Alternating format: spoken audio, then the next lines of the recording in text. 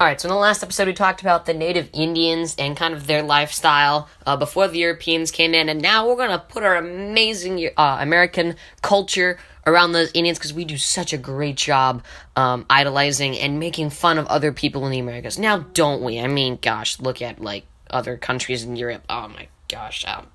Maybe it has something to do with our amazing 45th president. I'm just going to stop. Anyway, let's go ahead and we're going to, in this episode, shift gears from the native Indians, and we're going to focus them in Europe. And we're going to focus on how Europe kind of started exploring, because let's face it, no one really goes like, hey, I'm going to sail across the ocean because I feel like it. No one ever does that, really, unless you're a really crazy person, and if there is someone who actually does that, then okay.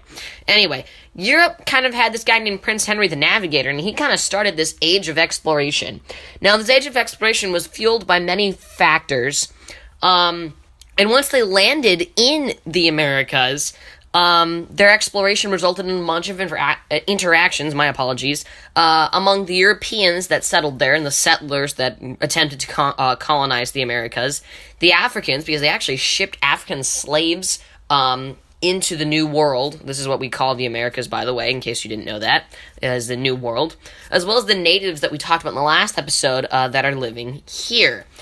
And the age of exploration and them coming and conquering the Americas created these severe social, political, and cultural changes that, in a sense, weren't really influencing and heavily helping either side. I'm talking about both the Europeans and the Africans and natives. Now, they weren't necessarily in favor of either one. And what's surprising is that the impact of the conquest and colonization in the Americas is felt back in Europe. And you'll be quite surprised as to how that is felt back in Europe. Because, well, despite being super brutal and harsh to the natives that you're going to learn about today, it wasn't really benefiting them in the long run. This is APUSHLESS, the show where I attempt to teach the AP United States History curriculum in such a way that you don't have to put in any effort at all. That's right, there's no homework, textbook readings, writing, tests, or thank goodness, primary source documents. I am your fellow student and host, Trevor Bushnell. We'll be back to explore the causes and effects of European exploration once you explore this. Support for APUSHLESS comes from Google Sites. As you can tell by this side project podcast of mine, I like taking on new projects because they keep me busy and entertained, especially when I'm taking a class like APUSH. And since this is more of a hobby of mine and I really need an easy and effective way to get my ideas out to the world free of charge, well, I kind of need a nice free website creator, and this is where Google Sites comes into play. Google Sites is a website creator like Weebly and Squarespace that is totally free of cost, outplaying Squarespace in that regard. And aside from purchasing a domain, there is no upgrade cost to get everything Google Sites has to offer, making it better than Weebly. Their easy-use interface is so simple that even someone who has never had any experience at coding at all can create a stunning website with Google's interface. You can edit your website on your smart device for updating on the go even.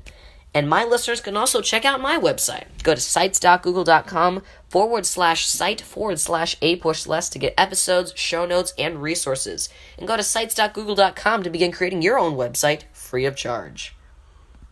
Alright, so let's talk about European exploration as a whole, and let's specifically talk about the factors that contributed to European exploration. Now, for those of you that have taken AP World History, or have just taken a World History class before, might recognize some of these events. And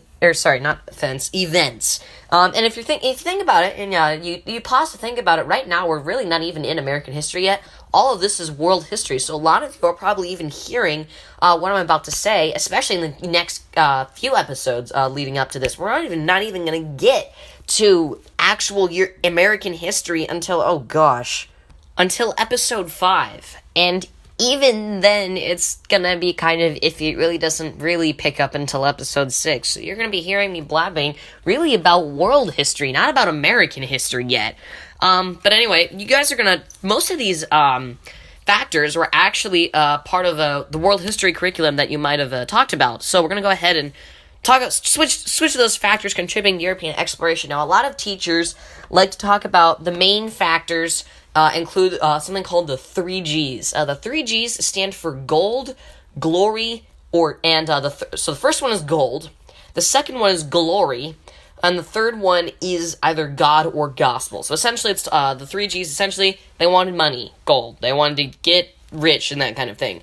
They wanted to be noticed for how much land they owned, kind of this nationalism kind of sense. You guys probably have heard of nationalism in world history, at least. That's the glory part of it. And then they wanted to spread Christianity throughout this new land. That's the God or gospel part. So those were the main, kind of like, we're talking like big idea, main idea topics.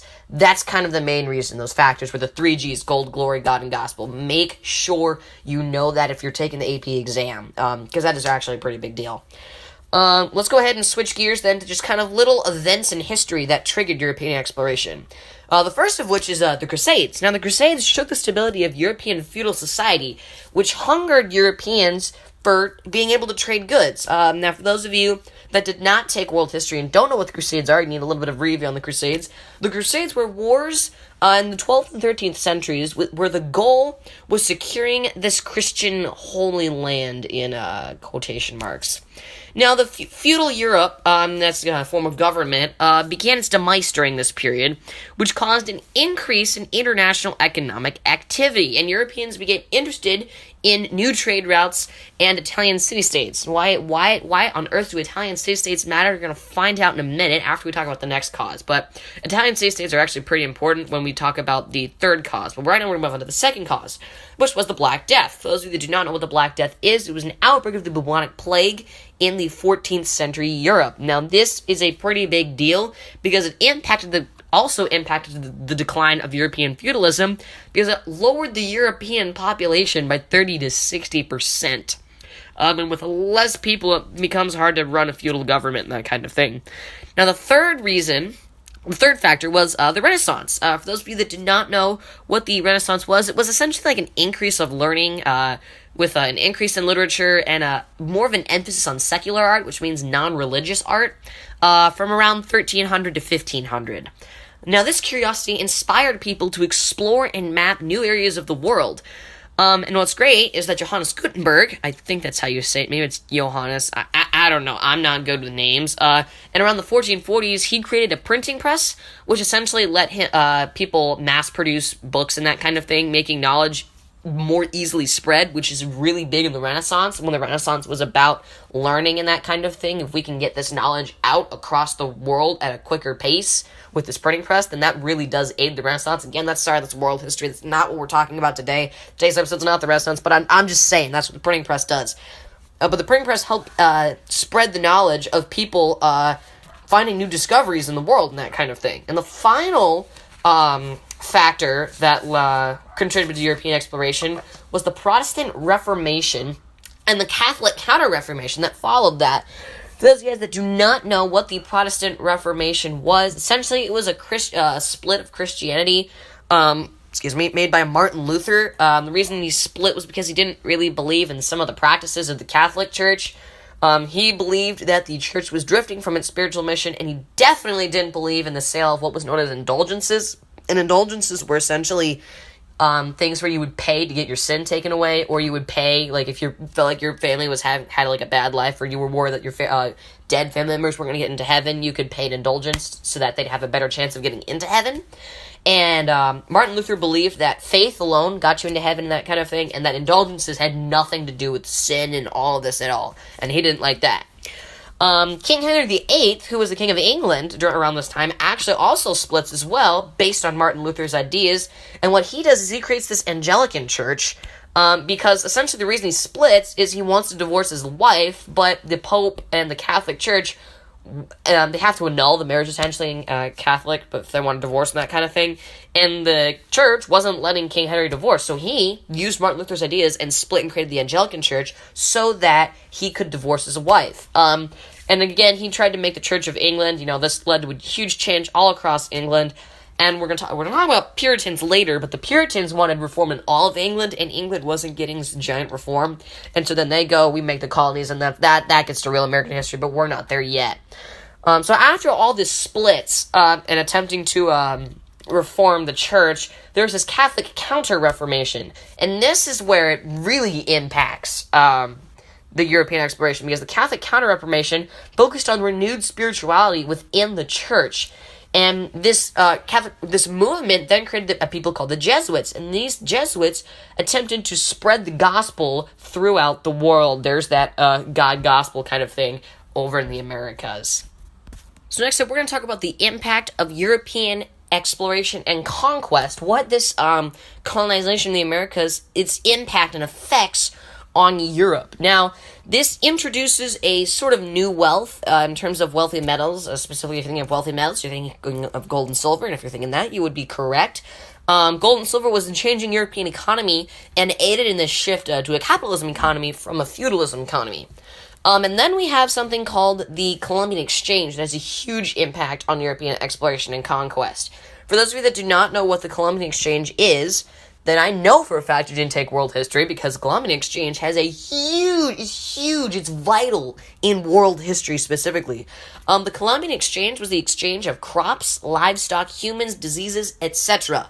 from Europe to the Americas, and from the Americas to Europe. What a lot of people get wrong, and I'm speaking this to everyone because it's something that you should understand, but I'm specifically speaking to AP US history students because a lot of APUSH students get this wrong.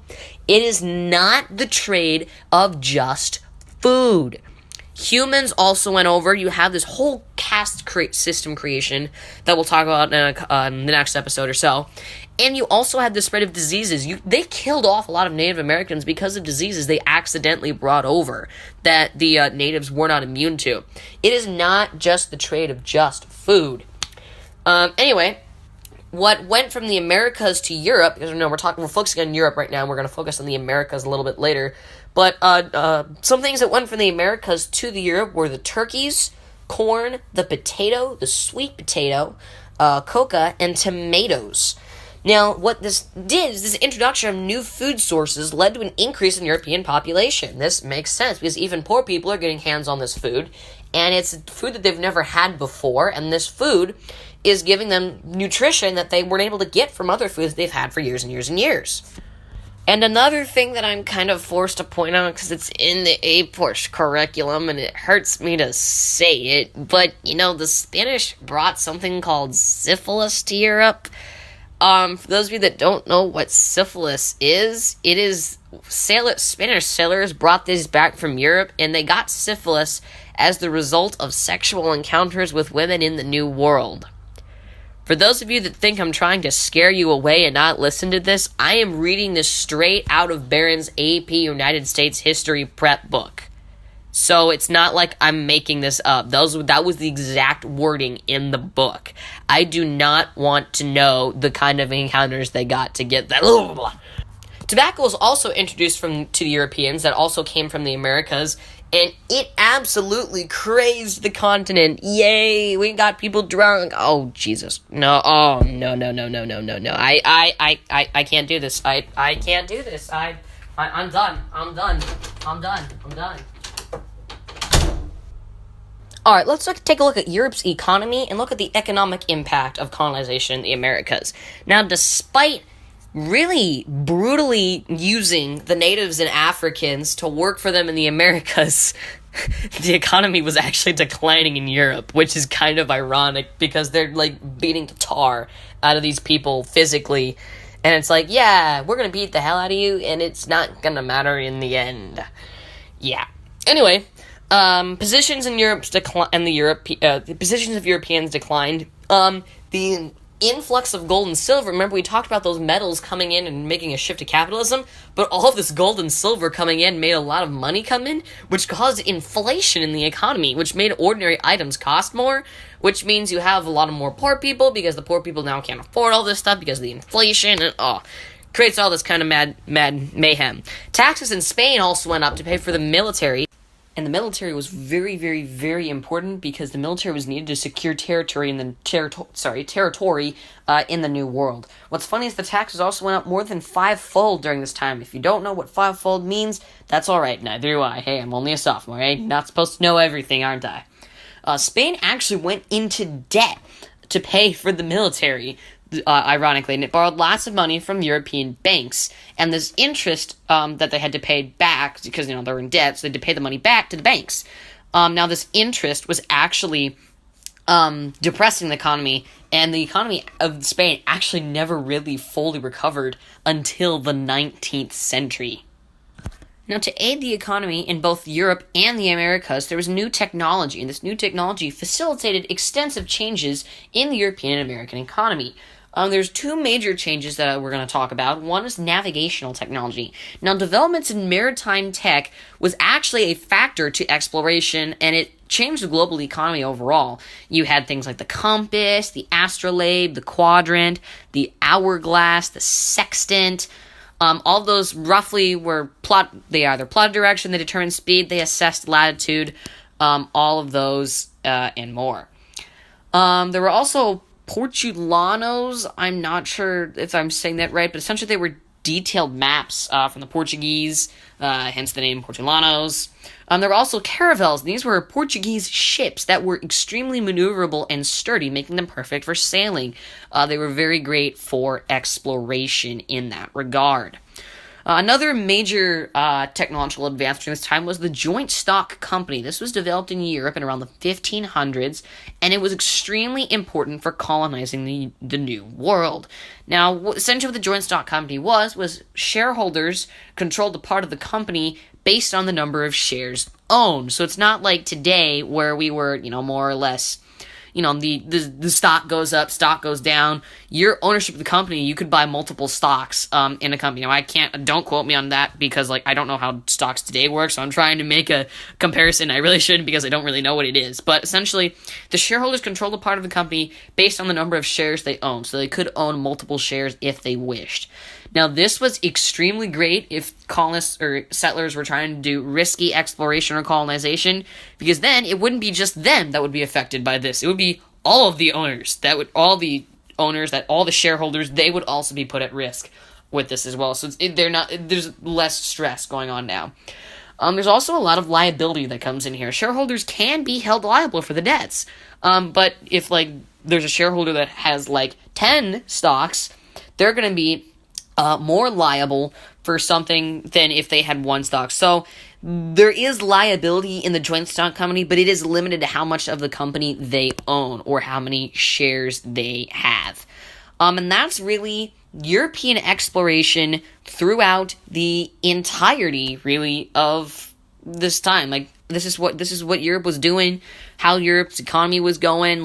This is the beginning of colonization, which is the beginning of getting closer and closer and closer to American history. You can explore the end once you really quickly explore this. APUSHLESS is brought to you by SoundCloud. SoundCloud is the best way to find all the music you like for free. You can search for a certain artist you like, or if you're just interested in listening to a certain track, like Super Mario Bros. Theme or Phineas and Ferb title song, you can search for just that too. On top of that, if you enjoy creating music as a hobby, you can create a SoundCloud account and upload all music that you create for others to listen to. You can also design the space where people listen to your tracks by changing your profile picture, giving a short sense about what you do, or giving a web link to where people can find more about you.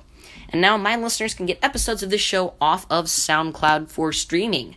Go to www.soundcloud.com/APUSHLESS. And to begin searching for music and uploading your music for free, go to www.soundcloud.com to create your SoundCloud account.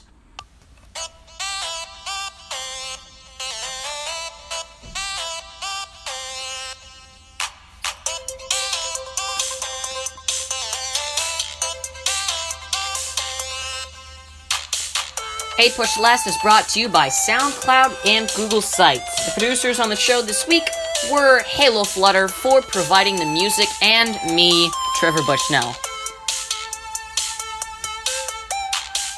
To find the show notes for this episode as well as any other amazing resources to help you learn about the history of the United States, go to sites.google.com/site/APUSHLESS. That is all lowercase. You can find all the episodes of APUSHLESS on SoundCloud, with the newest episodes on the top and the oldest episodes on the bottom. Check it out at www.soundcloud.com/APUSHLESS.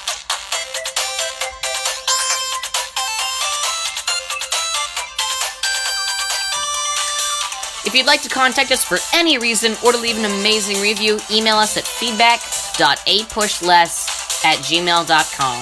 In the coming episodes, I'd like to be reading one email per episode, so make sure that you send one. Again, the email is feedback.apushless@gmail.com. We are a group of history nerds based out of the small Pacific Northwest town of Ferndale, Washington. Thanks so much for tuning in, and we'll see you in the next episode.